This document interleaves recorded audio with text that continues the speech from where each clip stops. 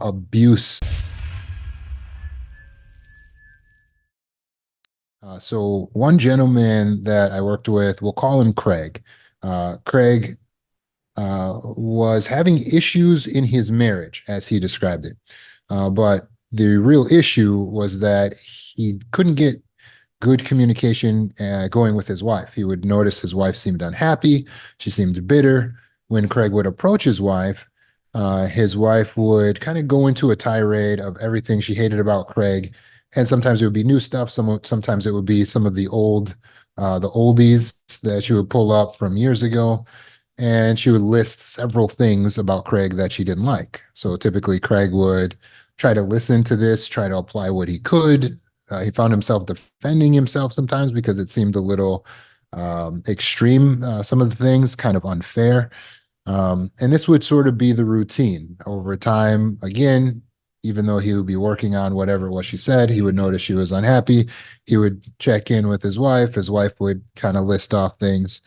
At a time, he noticed his wife would raise her voice a lot. So he made a point to make sure he didn't raise his voice back and pointed out to her that she was raising her voice at him.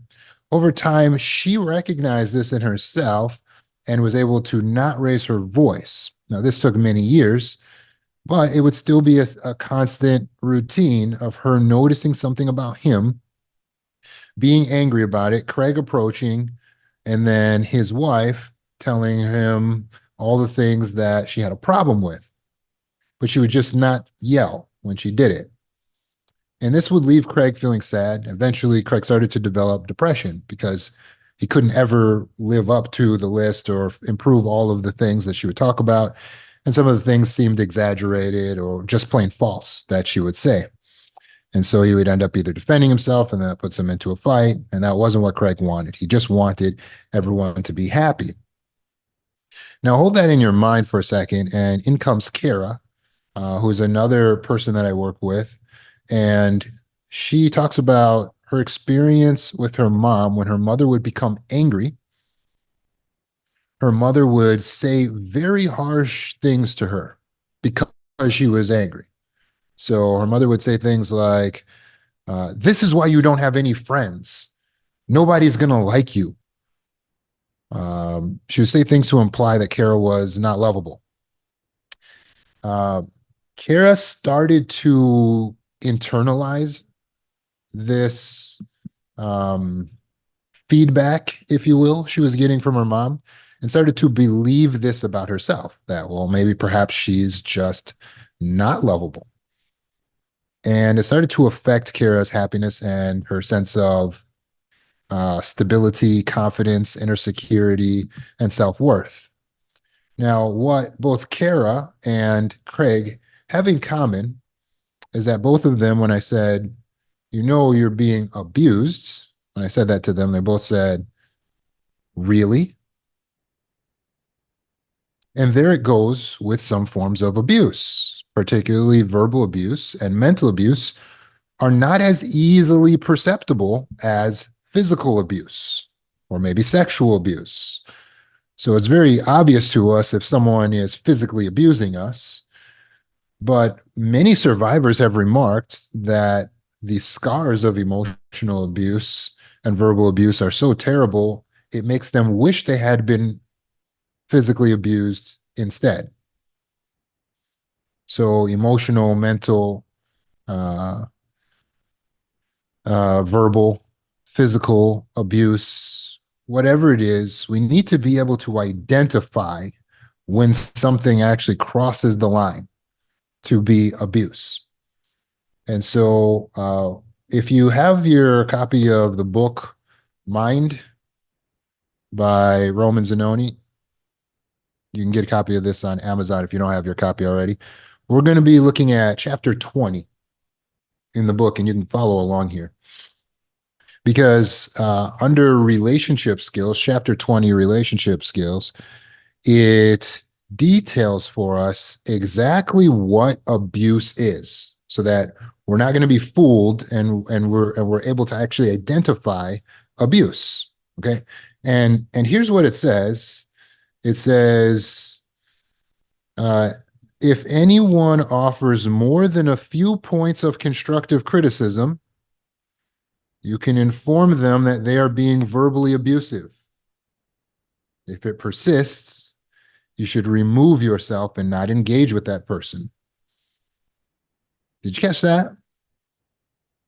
If anyone offers more than a few points of constructive criticism, what happens when someone is criticizing you, they don't have to yell for it to be verbal abuse. They don't even have to seem angry.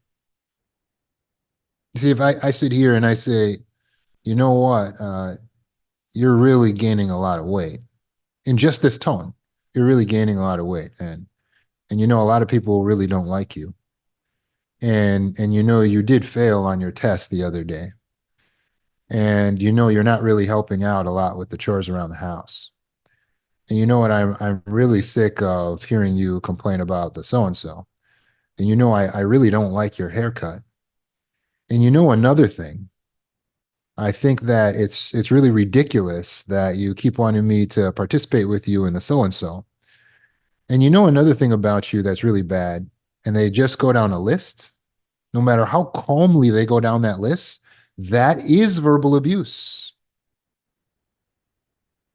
When someone's telling you negative things against the self, the sense of self that you have is as important as your physical body. So it's just like if someone hits you or they strike you really hard, obviously we identify that as physical abuse, right? But someone can just do something destructive to our body that isn't as overtly violent, right? What if someone were to slowly scrape away at our skin with a sharp object, just very calmly? Is it still physical abuse? Of course, of course. What if someone were to slowly start squeezing our neck so that we eventually couldn't breathe? Would that be physical abuse? Of course. Anything that is a violation of the body is a physical abuse. Anything that is a violation of yourself, your soul, your ego, is a form of verbal abuse when they're using words to do it. So again, they're giving you words. They don't have to be angry about it. They're telling you negative things about yourself. It's a form of verbal abuse. Some narcissists are very slick about the way that they verbally abuse you. They just like to get in a lot of little side comments. And so you literally can just be eating ice cream together. And they could be like, oh, I'm surprised you got another scoop. Just the little side comments. What do you mean by that, you say? Oh, I'm just surprised because never mind, never mind.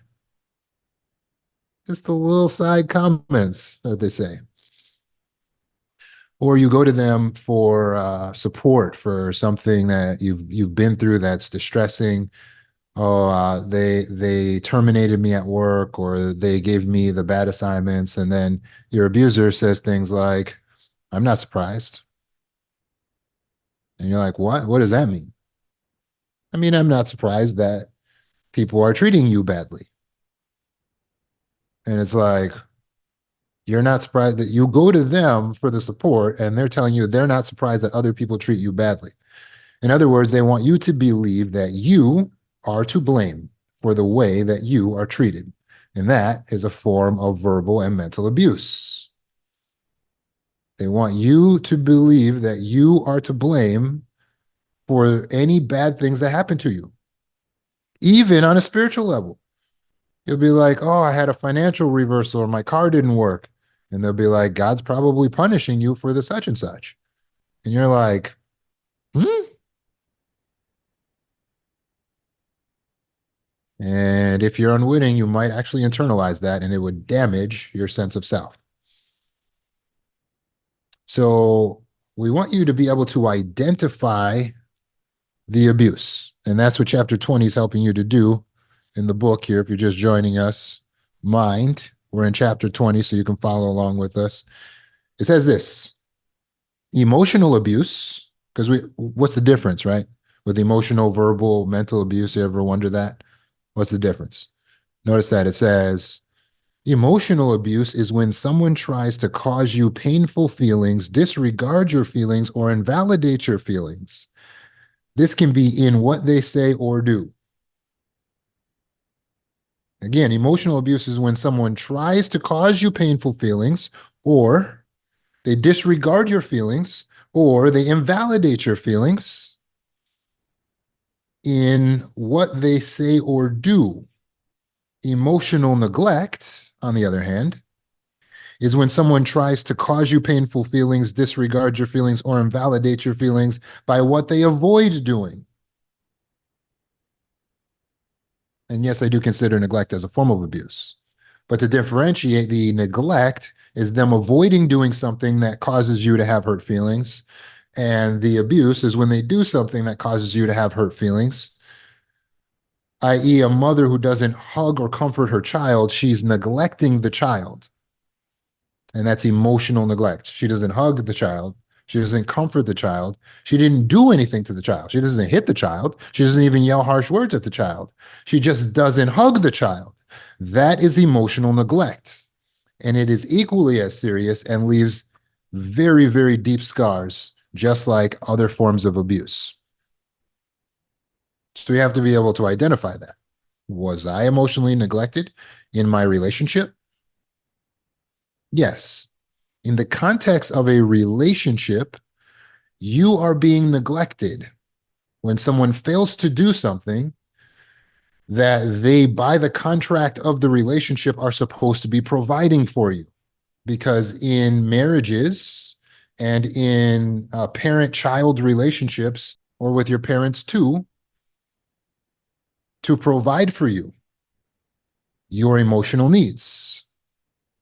And this is why it's hard to perceive, because normally if someone didn't give something, do something for you, like hug you, that's not neglect, right? But when your mom doesn't hug you and you're a child, that is neglect. When your wife doesn't hug you and you're her husband, that is neglect. When a husband doesn't hug a wife, that is neglect. When a husband doesn't compliment a wife, that is neglect. It's abusive. Is that making sense? The reason why it's imperceptible is because I don't expect everyone to give me compliments. So if my wife just doesn't give me compliments for a while, I don't even notice it until a really long time has even passed before I realize this, that I haven't gotten any compliments, right? And so my emotional needs are being neglected, but I don't even really realize it. And it's hard to tell anyone what the problem is, because it's not that they're doing something, it's that they're not doing something. So a good example of this is, imagine you're walking down the street. Just imagine yourself walking down the street, and a woman's walking past you. And you see her again later, she walks past you. Now, being that you don't know this woman, have you been neglected by the woman? Well, no, if you don't know the woman, she walks past you, that's not a form of neglect, right? But imagine now you go into a restaurant, and the woman, the same woman, works at that restaurant as a waitress. She is the only waitress on duty at the time. And you sit down, and after a long time has passed, she doesn't bring you any food. She doesn't bring you any water. She doesn't ask you what you want, and she doesn't even acknowledge your presence. Now, in this scenario, are you being neglected when she just walks by you? Yeah, right. Now, if a waitress walks by you in the context of the restaurant, it's neglect. In the context of the street, it's not neglect. So what's the difference? It's all the context of what the relationship contract is. So you understand, in a marriage, not doing simple things like providing for the intimate needs of your spouse, providing for the affection needs of your spouse, providing for the emotional needs of the spouse, including building them up, complimenting them, listening to them, giving them time, sharing your resources with the spouse, be that time, energy, personal space, your beauty, your body, your talents, or your money. If you're not sharing these things with your mate, you are neglecting them. That's neglect. It's a form of emotional neglect. And guess what? Nobody understands it. And so you're trying to tell people, hey, my husband never calls me beautiful, and people go, "Oh, honey, that's just men." And you're like, "Oh, okay." You go, "Oh, my wife, she always seems mad." It's like, ha, "Welcome to the club, buddy." Mm, no, this is serious stuff. This is serious stuff. My spouse won't make love to me. Serious stuff. Could be a form of neglect. No kisses in the context of a marriage. Serious stuff. And then we talk about parenting on the levels of sin. To not love a child.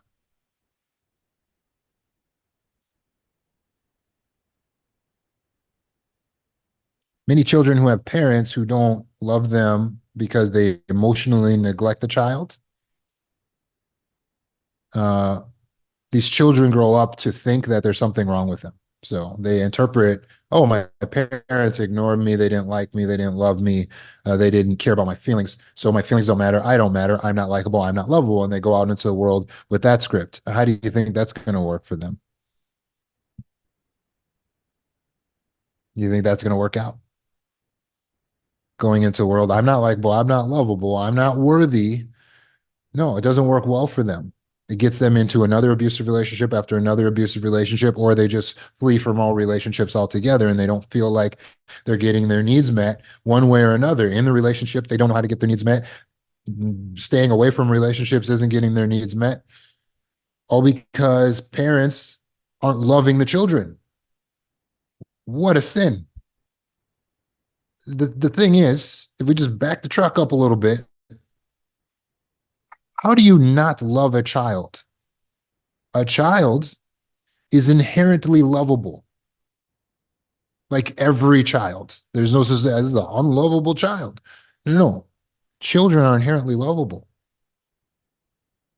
To not even give them the decency of just doing loving actions towards them, it's inexcusable and it's absolutely a form of abuse.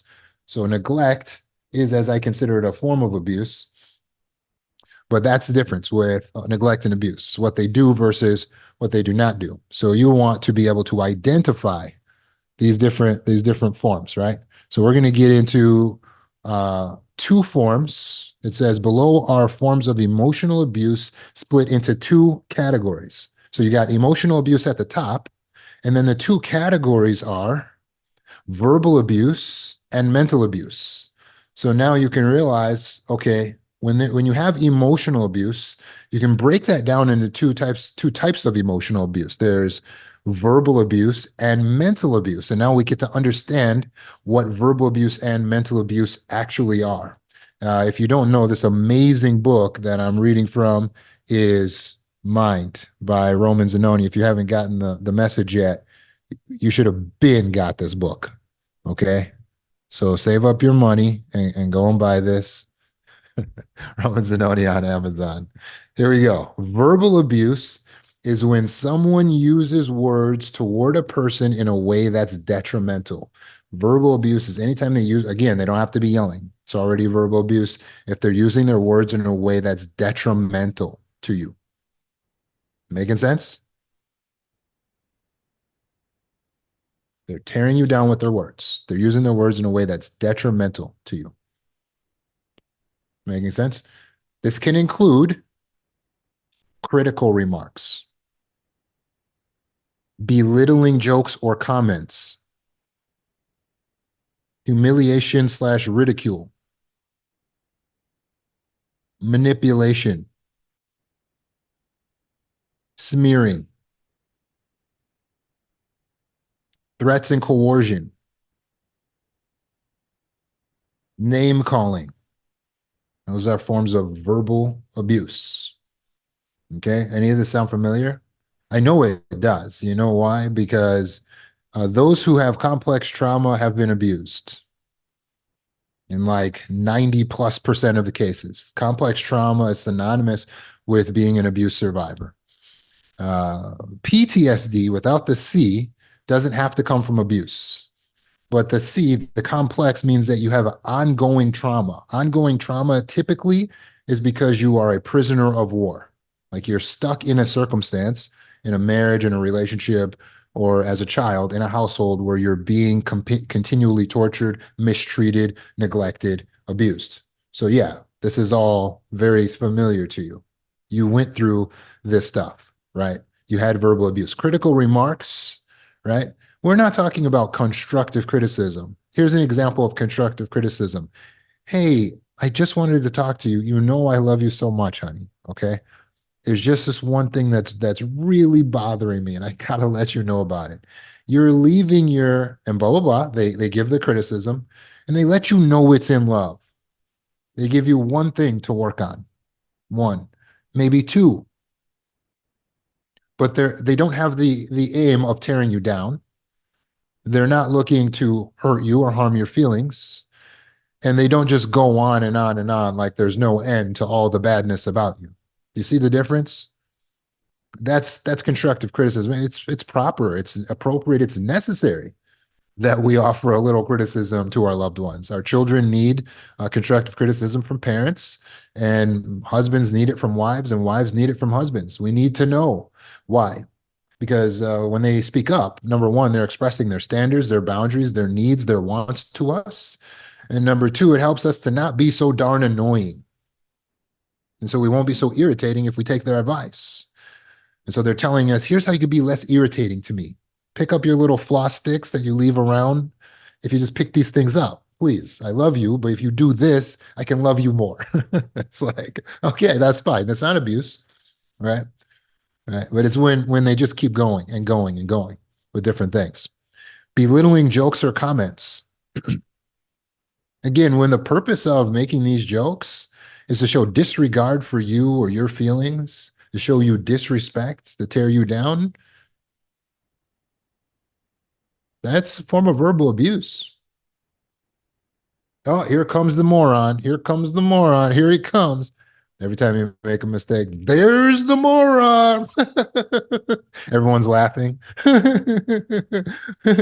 Should have known the mess up would do it. You're just a mess up. The family mess up has done it again. Come on, I'm just kidding. I'm just kidding. No, that's abuse. That's abuse.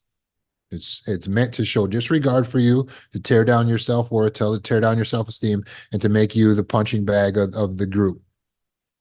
That's not your job. That's not what you're here for, to be the punching bag of everyone else, to be the laughing stock. No, it's a form of abuse. Ridicule. They want to point out something that's off about you, that's bad about you, and embarrass you in front of everyone. So there you are, you're at the family function, and then your mom wants to bring up that time that you had an accident on yourself. What's the point, mom? Why are you doing that? Well, she does it because she wants to show that disregard. She wants to put you in that humiliating position. In that case, then it's abuse. Now, don't get me wrong, most moms are a little bit embarrassing. And so it's not always abusive if your mom embarrasses you. But when they're showing that utter disregard, it's on a continual basis. This happens repetitively. This can be a form of verbal abuse. Manipulation can be a form of verbal abuse. Not all manipulation is bad, right? If you tell your child, hey, we'll go out and we're going to go to the park if you clean your room. Can you clean your room for me? Yeah, you're using a reward as kind of an incentive. There's some level of manipulation there, but it's not malevolent. So it's not bad. Not all manipulation is actually bad. But it becomes bad when we do it to the detriment of the other person or for solely our own personal benefit. When we use lies or threats as a part of the manipulation. So a person comes to you and says, oh, mom always wanted me to have those earrings, but it's no big deal. I mean, you can keep them. And you're like, oh, I mean, really? I like them, but I mean, I didn't know that she wanted you to have them. I never knew it was a big deal to you. Yeah, it's not. I mean, it's just that mom always talked about me having them. Meanwhile, this person is making up the story, right? They're manipulating you into doing what they want you to do. So you're like, here, take the earrings that I inherited. Oh my God, thank you so much, right? The manipulation, eh. Mm. It's a form of verbal abuse. Don't let yourself be manipulated by people. Threats and coercion. Threats and coercion. A lot of times, threats and coercion is the aspect that takes having a boundary or a standard into being actually just trying to control someone else. It's the use of threats and coercion.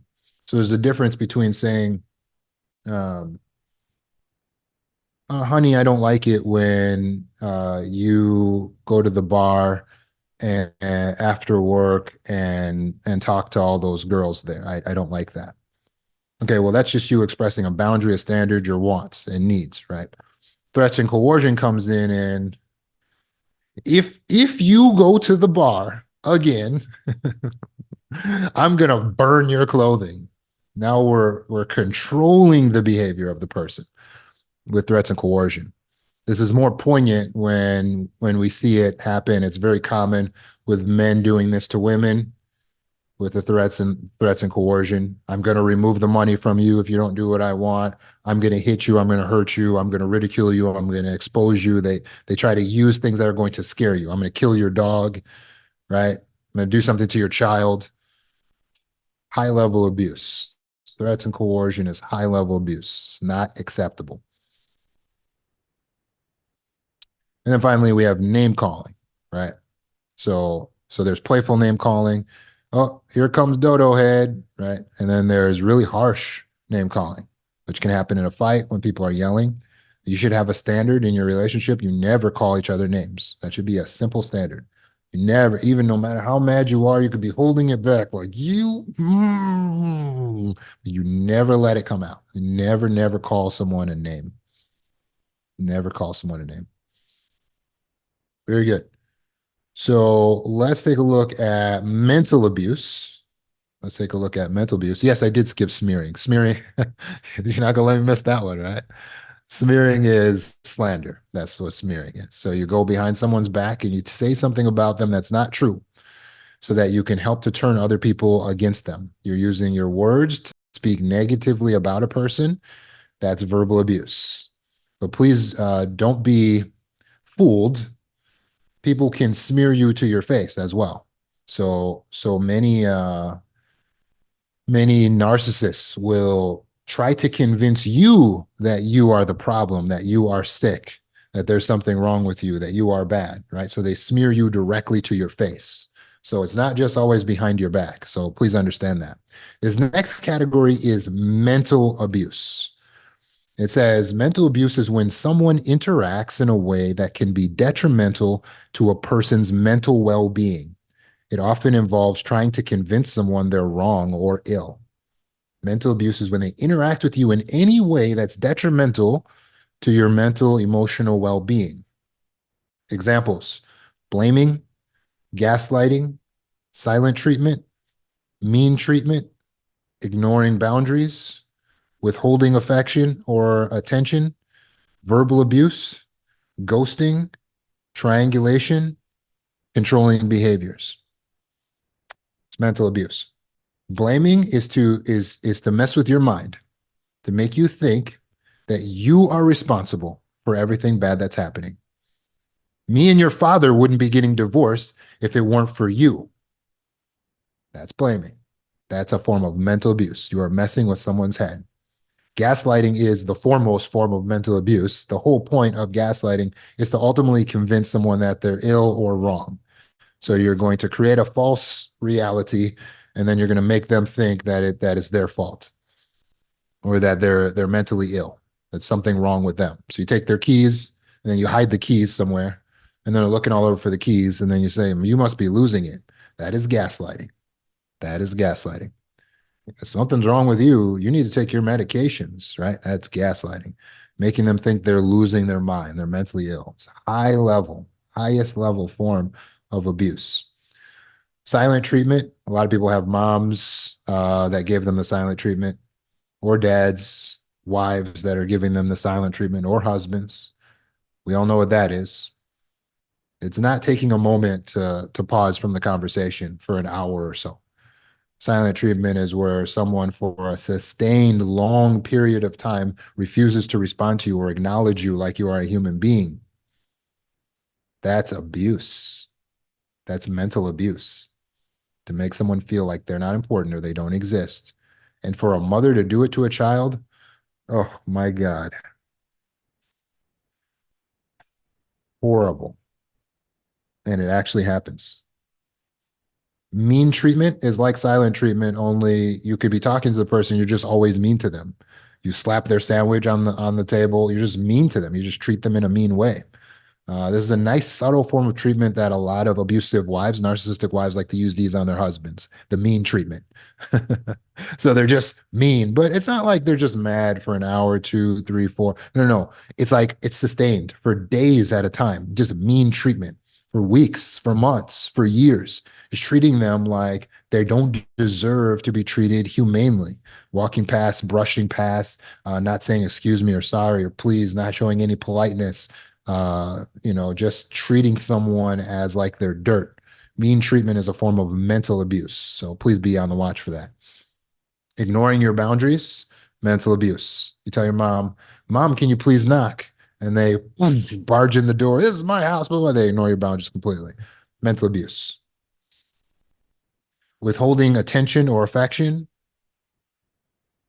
real subtle one. Real subtle. It takes a long time to realize what's happening. They are being neglected.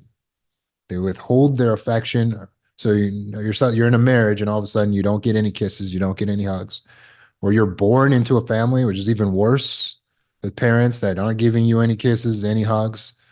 Hello, people.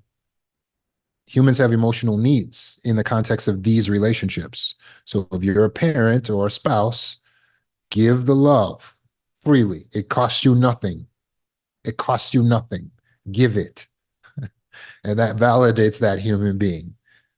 Verbal abuse can be a form of mental abuse because you're using words to tear down the person's psyche.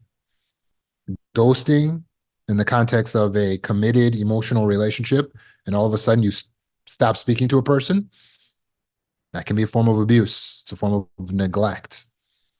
Don't mistake it. No, we're not talking about if you ghost some guy that you'll only talk to for 2 days and he seems weird, or if someone has proven to be abusive or dangerous and you need to ghost them and block them. No, no, no. We're not talking about that. We're talking about someone who it has not proved to be dangerous, who you are in a committed emotional relationship with. And then suddenly, instead of letting them know, hey, I'm gonna leave, you just disappear on them. I'm sorry. That is a form of emotional neglect. Finally, we have triangulation, which is where someone involved becomes a third party. So what the narcissist does in triangulation is they have an issue with you, but they go get Sandra, your brother, their mom, another human. They bring the other human in and they get the human on their side. So now, as you try to have this discussion with them, you got the other human jumping in. Hey, yeah, yeah, taking the side of the narcissist. What did you say? No, you're wrong. You're wrong. So now you got two people pointing the finger at you like this. And you're like, what's going on? That's triangulation. You're like in a triangle with three people. And finally, controlling behaviors. So hopefully going through these is helping you to become more aware, more sharp in your understanding of abuse. This chapter tells you what to do when you encounter an abusive person, how to handle being finding yourself in an abusive relationship. So go ahead and check out this book. It's available on Amazon if you don't have it all right now.